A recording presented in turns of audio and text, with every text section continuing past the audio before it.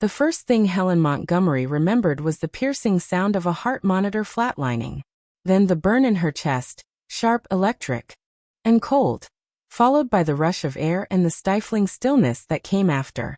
She had flatlined for 11 seconds in the ICU. And when she opened her eyes, blinking at the blur of fluorescent light above, the only person there was a nurse named Carlos, who wore a name tag and the kind of kindness that made people want to cry. "You're awake," he said, gently touching her wrist to check her pulse. "You scared us for a minute, Mrs. Montgomery." She tried to speak, but her throat was too dry, the tube too recent. Instead, she blinked slowly, trying to ask, "Where is my family?" Carlos misread the silence. "Would you like me to call someone? Your daughters? I have their number listed here." That's when Helen noticed it.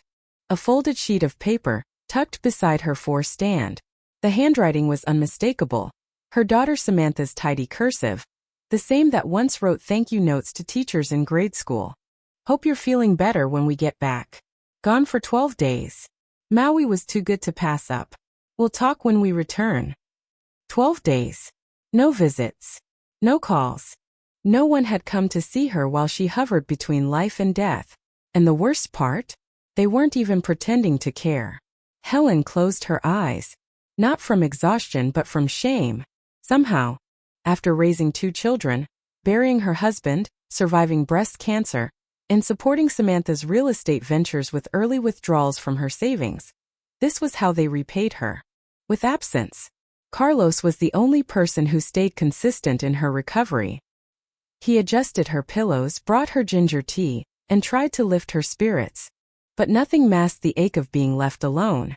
Helen had spent 8 days in the ICU. No flowers. No text messages. Not a single familiar face.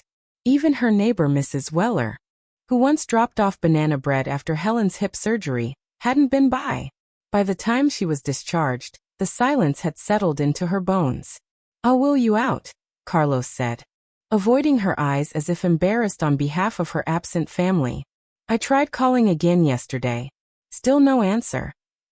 "Thank you," she whispered, the words small and flat.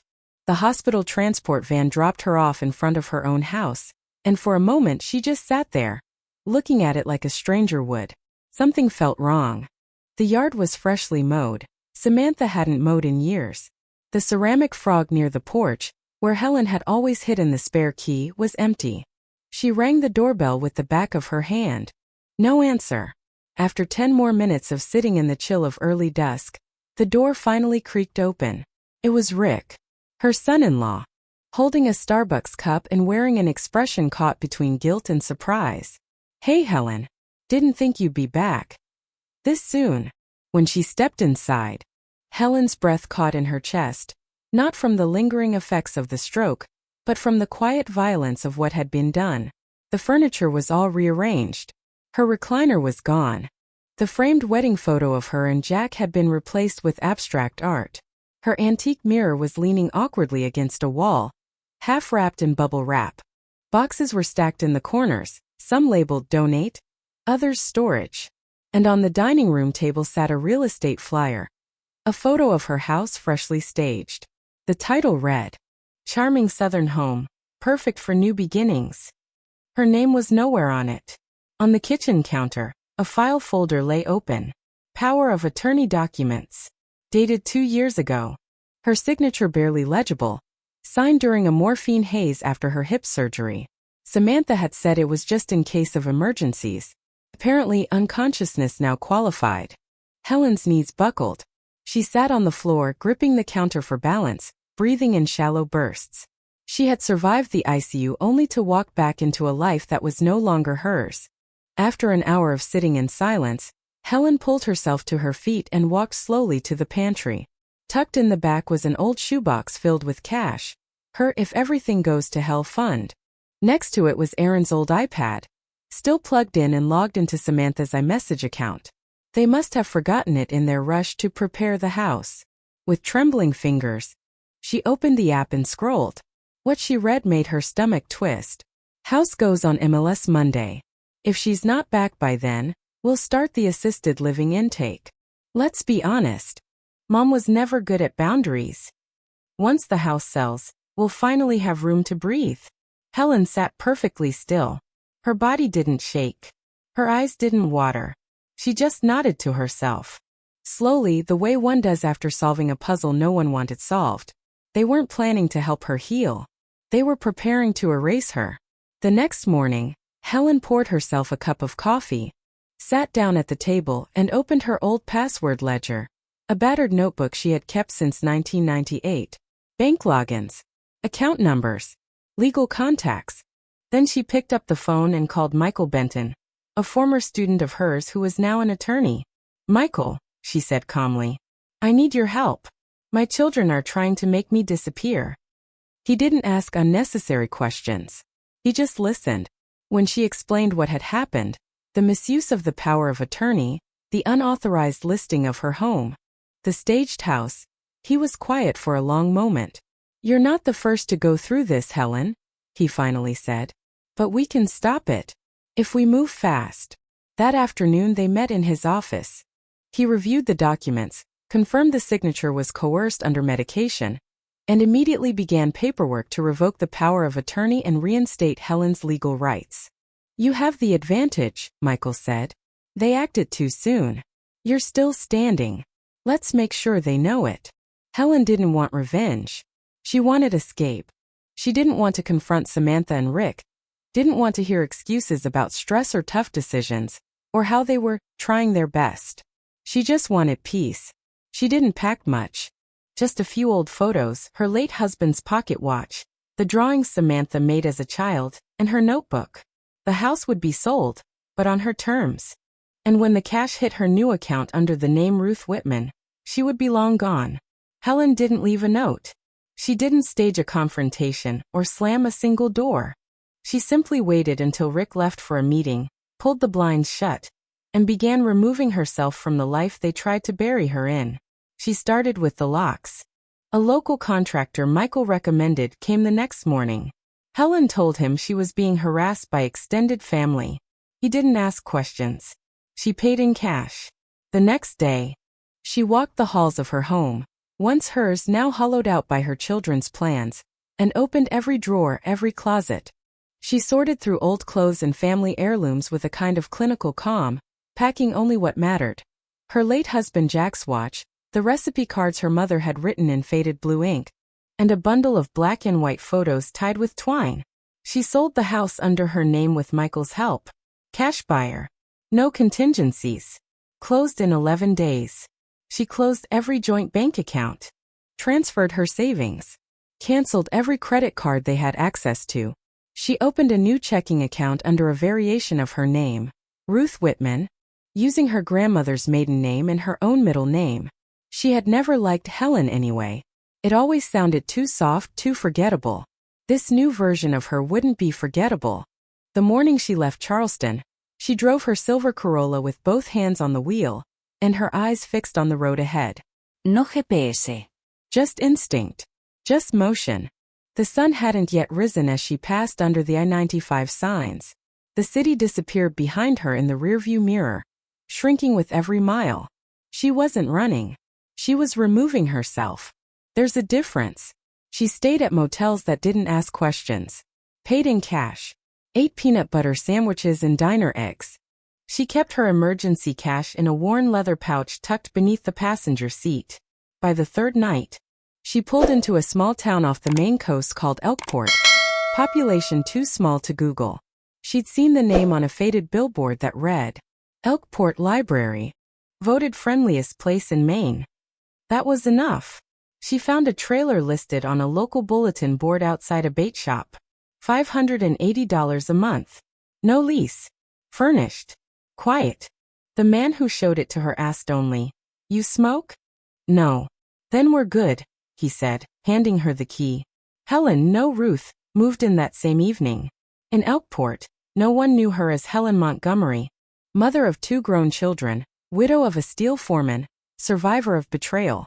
She was Ruth Wittmann now, retired school librarian from Roanoke, Virginia.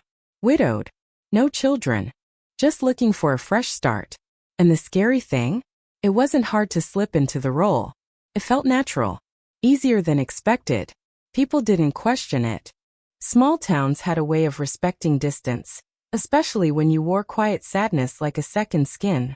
She got a local library card, signed up for volunteer hours at the front desk, and started shelving books. 2 days a week turned into 4. That's where she met Lily, a 27-year-old waitress who came in every Thursday with her daughter, Emma, a curly-haired 7-year-old with scraped knees and a gap-toothed smile. Emma took to Ruth immediately, started calling her Nana Ruth after the second week. Ruth didn't correct her. Lily was polite at first, then open. She shared that Emma's father had disappeared when she was a baby, that she worked night shifts and sometimes struggled with daycare costs. Ruth offered to babysit. Free of charge, she added with a soft smile. I'm just grateful to be needed for something again. Ruth filled her days with routine. Mornings at the library. Afternoons walking Emma home from school. Evenings reading or quilting, something she hadn't done since her daughters were young. She kept a small black notebook under her pillow. In it, she tracked every detail of her new life. Name Ruth Wittmann. Birthplace. Ruanuka, Ba. Married to Charles Wittmann, fictional. Children.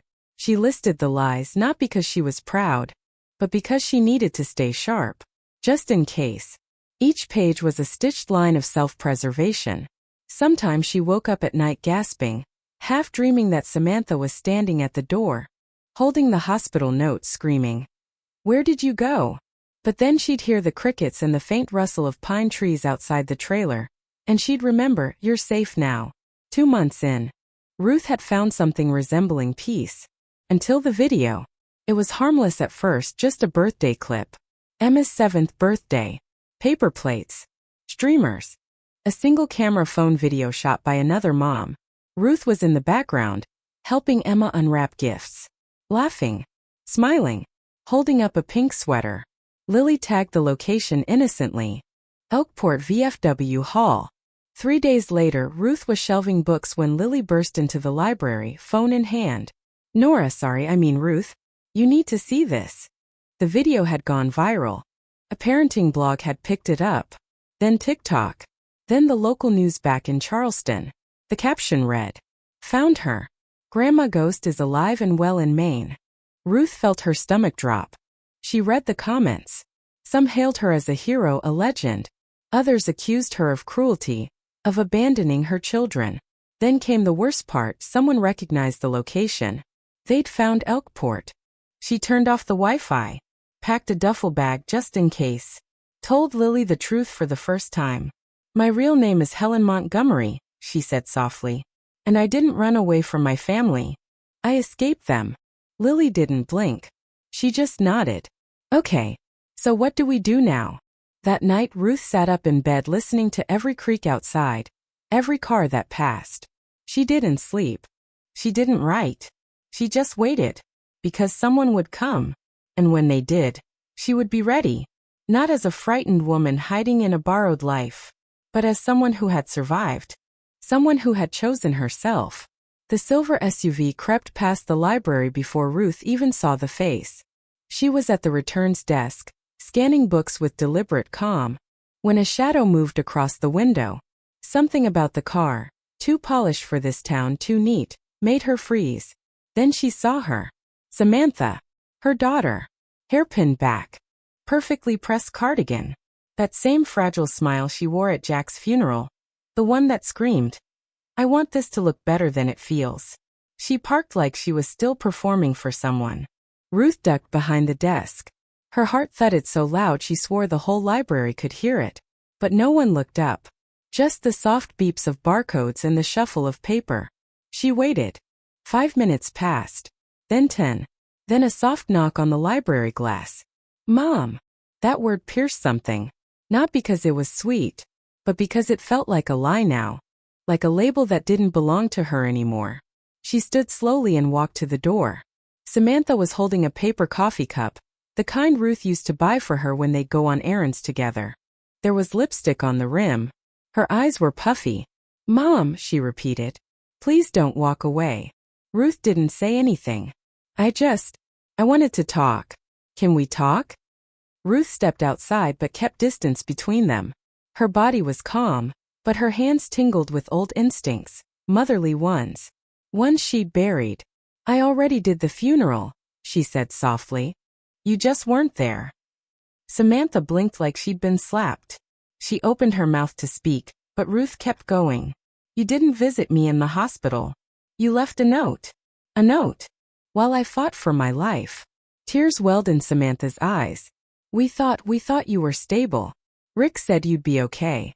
Ruth laughed. A short, sharp sound. Rick said. She shook her head. You know what hurts most? You didn't even check. Not once. No call. No nurse's desk.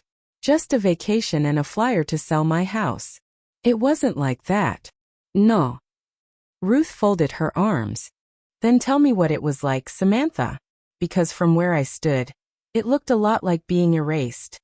Samantha broke. Real tears now. Shoulders trembling, face red. I didn't know how to deal with seeing you sick again, she whispered.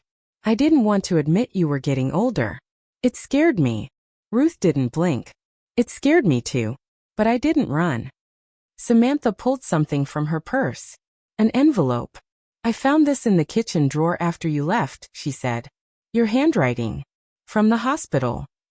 Ruth recognized it instantly. The note she wrote when she thought she might die. A goodbye. A plea. If I don't wake up, please know I forgave you already. But if I do come, I'm scared. She hadn't meant for it to resurface. Seeing it now felt like reading someone else's obituary. I read it 100 times, Samantha said. I didn't deserve that kind of grace. Ruth looked away. Mom, please. Just come home. We'll fix it. I swear. No. The word was soft but final. There is no fixing what was never respected to begin with. You didn't lose me, Samantha. You gave me away. Her daughter sobbed now. Not dramatically but quietly. Raw. Worn. I miss you. You miss the version of me that didn't ask for anything. That just gave and asked for nothing but presents in return. Silence stretched between them like a wound. I found something better here, Ruth continued. Not flashy. Not full of history. But it's mine. And it's honest.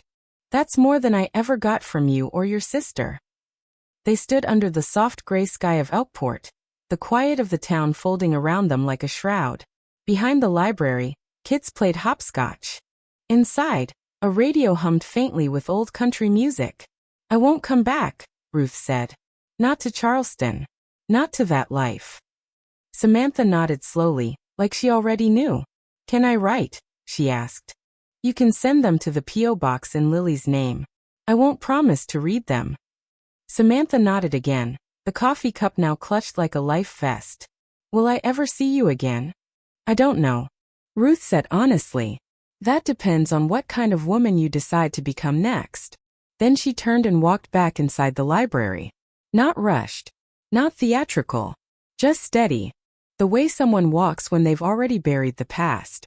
That night Ruth sat at the small kitchen table in her trailer, a single lamp casting warm light over her notebook. She flipped to the back to the page where she kept her new name, her new life. And under it she wrote, You did it. You got out. You saw what they wouldn't say. And you stopped waiting to be seen. She wrote down everything she had left behind. A house filled with silence. Children who calculated her worth. A legacy measured in real estate. And then she wrote what she had gained. Quiet mornings. Emma's laughter. Peace with no price tag. She folded the letter and slid it into the shoebox beneath her bed, next to a photo of her daughters as toddlers, before they learned what the word inheritance meant. The next morning, Ruth helped Lily hang curtains in the kitchen. Emma ran in from the porch, cheeks pink from the cold. Nana Ruth, come see my birdhouse. Ruth smiled. Lead the way. They stepped into the sun-dappled yard, and for a moment, everything stood still, like the earth had paused just long enough for her to feel it. She had built something new, and this time it wasn't a second chance. It was a first choice. 3 days after Samantha left Elkport, a new message appeared in the library inbox. From kelsey.robbins@outlook.com. Subject request. I'd like to come. Just once. No Rick. No camera. Just me. Please. Ruth stared at the screen for a long time. Her hands didn't move.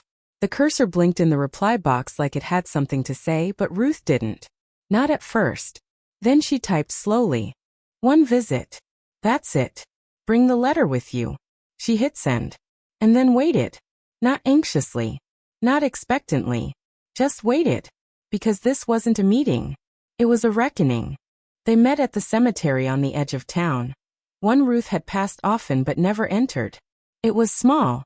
Unpretentious. A field of headstones that bore names older than memory and flowers faded by Maine wind. Ruth arrived first. She sat on a bench near a granite headstone that read Franklin Frank Ellis. A man she never knew, but chose anyway. She figured if the living were going to come with lies, she may as well bring truth to the dead. When Kelsey arrived, she was overdressed. Cream blouse. Slim jeans. Shoes wrong for gravel. Her face looked tired in a way that no makeup could mask. She carried a beige tote bag and her posture like a shield. Ruth didn't stand. Kelsey sat 3 feet away, leaving space, like she wasn't sure if Ruth might flinch or explode. Without a word, she handed Ruth the envelope. Inside was the letter Ruth had written from her ICU bed. Creased, worn, but covered now in blue ink. Kelsey's handwriting scribbled in the margins, like annotations from a student trying to finally understand the lesson. "We didn't know it was that serious. I thought Aaron would go. I was scared. I still am. I didn't know how to see you like that. Weak." Ruth read every line. Twice. Then looked straight ahead and said, "I didn't need you to be strong. I needed you to show up." Kelsey's voice cracked. "You think I don't hate myself for that?" "No," Ruth said calmly. "I think you sleep better than I did for 8 days alone in a hospital." That broke her. Kelsey began crying, the kind of crying that embarrassed her. Tight-shouldered, hunched over, sobbing like she was ashamed of her own tears. "We were selfish," she whispered. "We thought we had time." Ruth ran her fingers over the edge of the bench, feeling the cold metal. "So did your father." Silence followed. The kind that only comes after truth lands. "I want to do better," Kelsey finally said. "I've started therapy. I know that doesn't fix it, but I'm trying." Ruth didn't respond. "Can I come visit again?" Kelsey asked. "Not today. Just someday." No. "Can I write?"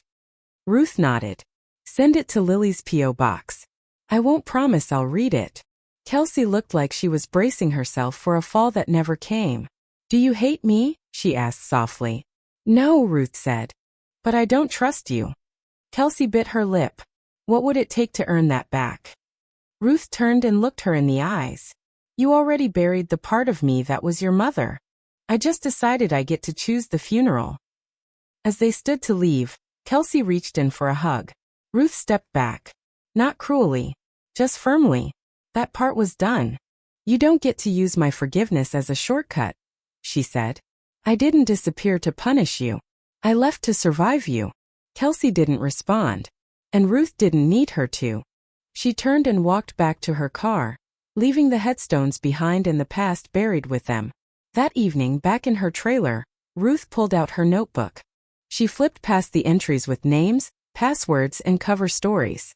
She stopped on a blank page and wrote one sentence at the top. "You don't need to be healed to be whole." She had always believed survival was a temporary act, that healing would come later, like a train overdue. But maybe the truth was simpler. You can feel broken and still be enough. You can walk away and still count it as grace. You can be angry without being bitter. And you can love people and still choose not to let them hurt you again. The next morning, Emma burst into the trailer with dirt on her elbows and something clutched in her hand. "Nana Ruth, look." It was a chipped seashell. Pale pink, spiraled with a tiny crack down the side. "It's broken," Ruth said gently. "I know," Emma grinned. "But it's still pretty, right?" Ruth nodded.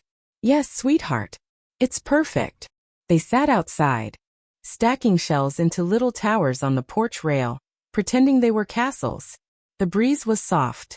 The sun came out from behind the clouds like it was trying, too. And for the first time in a long time, Ruth didn't think about who she used to be.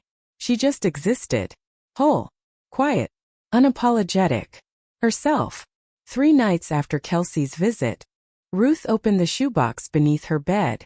Inside were only a few things: Emma's crayon drawings, the faded photo of her daughters before they learned to weaponize affection, and the letter she wrote herself when she became Nora Wittmann. She reread it slowly. You did it. You got out. You stopped asking permission to matter. She exhaled, folded it again, then stared at the contents of the box for a long moment. It wasn't much, but maybe that was the point. Ruth spent the next few days doing what she once dreaded: sorting through her old digital life. On Lily's laptop, she deleted old email accounts, canceled lingering subscriptions, logged out of cloud services tied to the name Helen Montgomery. Every step felt like a breath being released. Not grief, not rage, just release. That night she wrote 2 letters.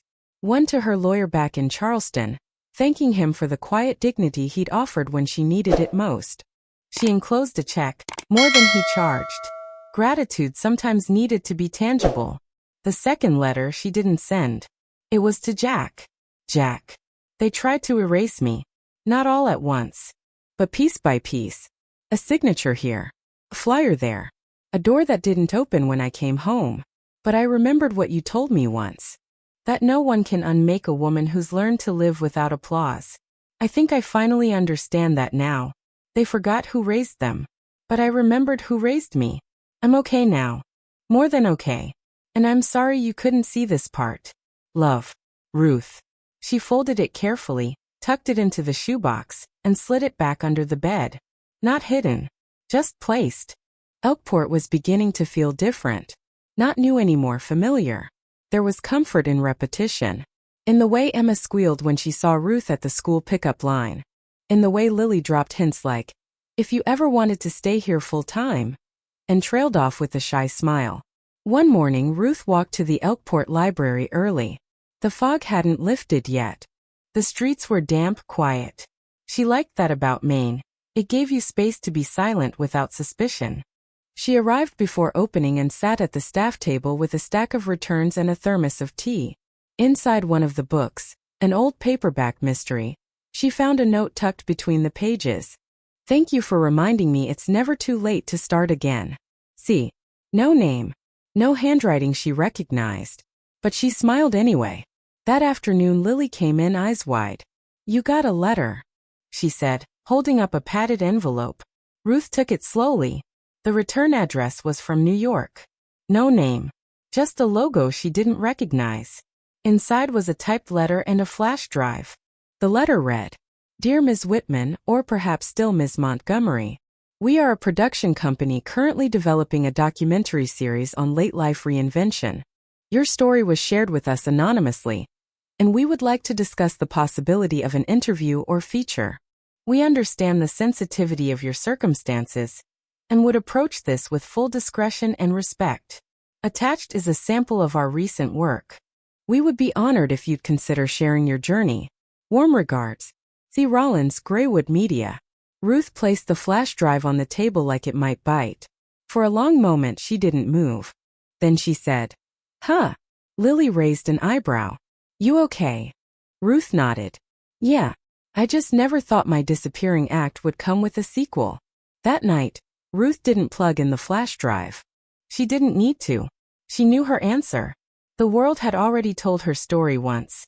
Twisted it, hashtagged it, turned it into clickbait.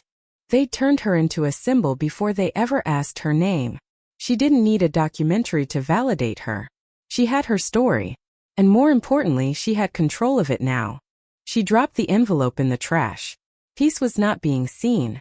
Peace was choosing when and if you were seen at all. That weekend Emma turned 8. Ruth helped Lily decorate the VFW hall again. Streamers. Store-brand cake. A handmade banner that said "Happy Birthday, Bug." The room filled with small voices, balloons, and plastic forks. Ruth wore a paper crown because Emma asked her to. She sat beside her during gifts. Someone took a photo of them laughing. Emma mid-giggle, Ruth with her eyes soft and bright. Later that night, Lily printed the photo and slipped it into a frame. "You should have this," she said. Ruth looked at it, then whispered, "I think I will." She placed it on her kitchen shelf, right beside the shoebox. One symbol of what had been lost. one symbol of what she had built. Balanced. Honest. A few days later, Ruth stood before the mirror brushing her hair. She looked different now. Not younger. Not older. Just clearer. She asked herself quietly, what do you owe the people who break you once you've learned how to rebuild? The answer came in a whisper from her own heart. Not hate. Not revenge. Just absence. She smiled. And this time it reached her eyes. The first frost of fall arrived in Elkport one quiet Thursday morning. Ruth stood by the window of her trailer, hands wrapped around a chipped mug of tea, watching the steam swirl like breath. The marsh grass had turned gold. A blanket of early mist blurred the distance, making the world feel soft and untouched. She'd lived in Elkport for nearly a year now. She'd stopped counting the days she was gone from Charleston, because she'd stopped needing to. That evening, after dinner, she pulled out the notebook that had traveled with her from the start. The one where she had once scribbled fake birth dates, aliases, and justifications. Now it was nearly full. She opened to the last clean page and titled it simply, To Myself. You did it. You didn't just survive. You redefined survival. You didn't just escape. You re-entered the world on your own terms. You were the story they buried. And now you are the author of your own ending. You owe no one your forgiveness. Not because you're cruel, but because they haven't earned it. Forgiveness without change is performance, and you're done performing. You found a girl with a chipped tooth and a mother with tired eyes and gave them something you never asked for in return: trust. That's who you are now. And if no one ever writes your obituary, know this. You lived honestly, bravely, and fully. Not in the spotlight, but in the warmth of your own quiet revolution. Love. Ruth.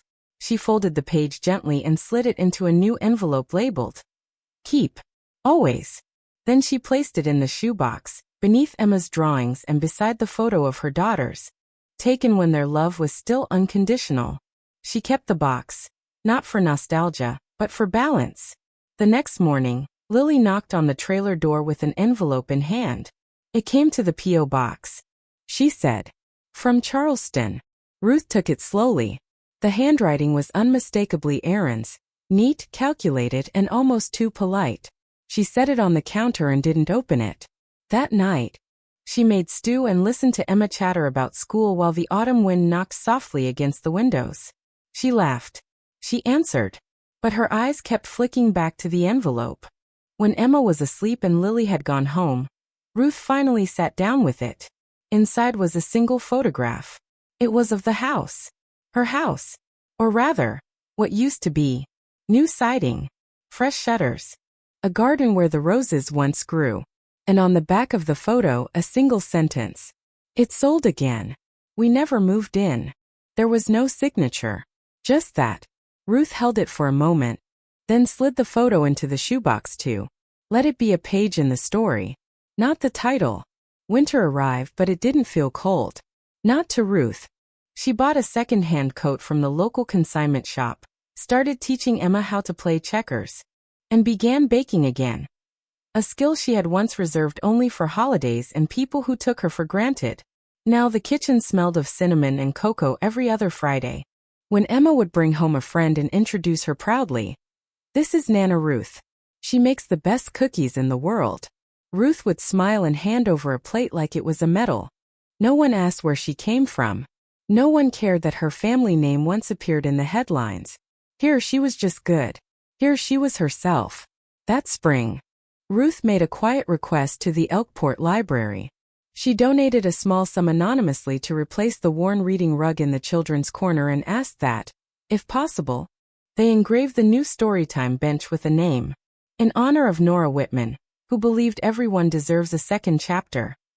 The library accepted without question. A few weeks later, the bench was installed. Emma sat on it proudly, reading out loud to younger kids like she was auditioning for a role in a Broadway play. Ruth sat nearby, pretending to organize books, but really just watching. It wasn't about being known. It was about being part of something that mattered, without having to give more than she wanted. Late one afternoon, Ruth found another envelope tucked in her mailbox. Handwritten. No return address. Inside was a birthday card. Simply read, Happy 69th, Mom. I hope wherever you are, you're smiling again. I hope you found your peace. She recognized Samantha's script. No demands. No guilt. Just a soft reaching out. Ruth didn't write back. But she did smile. And that night, she made herself a cup of peppermint tea and lit the candle her husband Jack had once bought for their 25th anniversary. She placed it on the kitchen table and let it burn for 2 hours while she read a mystery novel from the Elkport Library's large print section. No noise. No apology. Just the quiet truth of being okay. One afternoon, Emma asked her, "Do you miss being a mom?" Ruth paused, then said, "Sometimes. But I've learned that love doesn't have to come from where it started." Emma blinked, absorbing the answer like children do, completely. "I'm glad you're my Nana," she said, hugging Ruth tightly around the middle. Ruth bent low and whispered, "Me too." The funny thing about starting over is that it doesn't always feel like starting. Sometimes it feels like arriving. Ruth didn't disappear. She reappeared. Not as a victim. Not as a warning. But as a whole woman. By the time her second spring came in Elkport, most people had stopped whispering about her past. Those who came into the library saw her as the kind woman with the calm voice and sharp eyes. Emma introduced her to new teachers as the best person I know. Lily often said, "I don't know what we'd do without you." And Ruth, formerly Helen Montgomery, finally knew what peace felt like. It didn't shout. It didn't flash. It simply stayed. As we grow older, we're taught to cherish family, forgive without question, and prioritize others over ourselves. But what happens when the very people we raised, the ones we sacrificed for, no longer see our worth? Ruth's story reminds us that age does not equal invisibility, and love, when weaponized or taken for granted, can fracture even the deepest bonds. At the heart of her journey lies a powerful lesson. Sometimes reclaiming your dignity means walking away. Not out of spite, but out of self-respect. Reinvention is not reserved for the young. It's never too late to choose peace, to rewrite your role, and to remember that boundaries are not betrayals. They are survival. Ask yourself, if everything familiar vanished tomorrow, your house, your title, your family's approval, who would you be? And more importantly, would that version of you feel proud, safe, and seen? Ruth chose to stop surviving for others and started living for herself. In doing so, she found quiet joy, new belonging, and the rare kind of freedom that comes not from being needed, but from being respected. So here's the question. What part of your life have you been putting off reclaiming? Because you were waiting for someone else to give you permission? Because maybe the time has come to stop waiting and start living.